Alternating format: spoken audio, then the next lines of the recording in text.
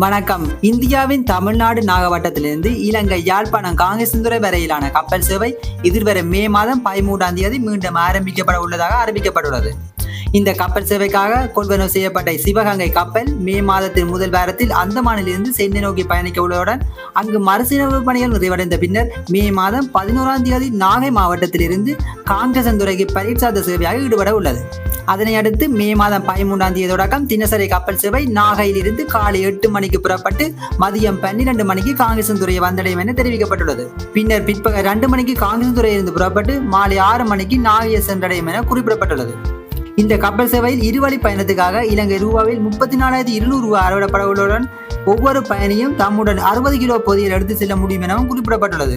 இந்த தகவல் உங்களை பயனுள்ளதாக அமைந்திருக்கும் என நம்புகின்றேன். என ஜாலி நியூஸ் சேனலை சப்ஸ்கிரைப் பண்ணுங்க, லைக் பண்ணுங்க, பெல் பட்டனை பிரஸ் பண்ணுங்க மற்றும் உங்கள் கருத்துக்களையும் தெரிவித்துக் கொள்ளலாம். மீண்டும் மற்றொரு காணொலியை சந்திக்கின்றேன். நன்றி, வணக்கம்.